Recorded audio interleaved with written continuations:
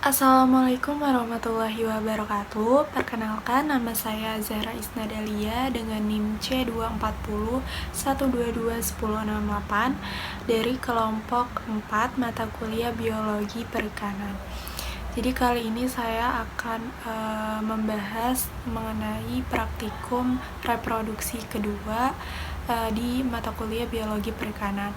Sebelum masuk ke reproduksi kedua, saya akan mereview di reproduksi pertama, yaitu minggu lalu kita itu membahas tentang tingkat kematangan gonad. Untuk apa sih itu tingkat kematangan gonad? Jadi tingkat kematangan gonad ini adalah tahap tertentu perkembangan gonad sebelum dan sesudah ikan memijah. Nah, jadi di sini tuh penentuan TKG ini kita bisa melalui dua cara.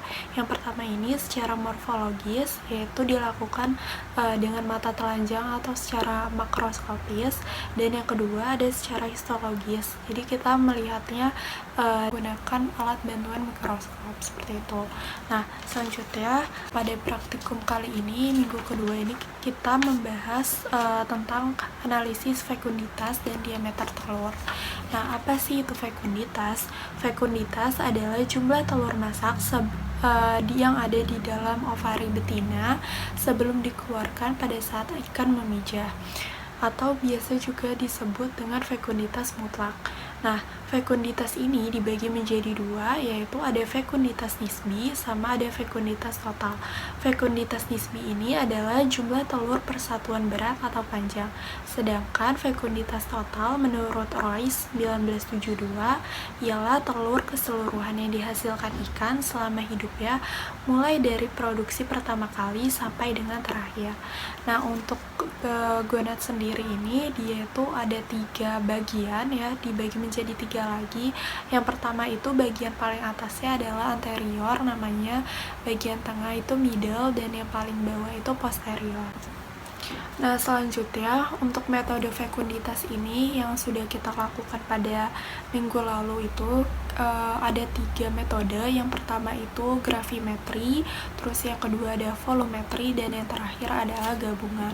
Nah, selanjutnya fekunditas ikan perairan tawar ini jauh lebih rendah daripada fekunditas ikan laut atau ikan yang berimigrasi. Fekunditas individu ini bukan merupakan gambaran dari kapasitas reproduksi suatu populasi ikan, karena fekunditas suatu stok tidak hanya tergantung pada individu tetapi juga waktu ikan matang gonad serta periode dan frekuensi pemijahan. Yang selanjutnya, fekunditas ini menurut si Nikolsky, dia itu berhubungan erat sekali dengan lingkungannya. Jadi karena faktor lingkungan ini sangat mempengaruhi pertumbuhan panjang dan berat, di mana panjang dan berat ini sangat berkaitan erat dengan fekunditas kayak gitu. Nah, yang kedua ini adalah diameter telur. Apa sih itu diameter telur? Diameter telur adalah garis tengah atau ukuran panjang dari suatu telur dengan mikrometer yang berskala yang sudah ditera. Kemudian ada 2 tipe pemijahan. Yang pertama adalah total spawner, yang kedua adalah partial spawner. Apa sih itu total spawner? Total spawner ini adalah ikan yang sudah masak gonadnya, yang dimana dikeluarkan secara satu periode secara keseluruhan. Sedangkan partial spawner ini adalah ikan yang sudah matang gonad, yang dikeluarkan secara bertahap pada satu kali periode seperti itu.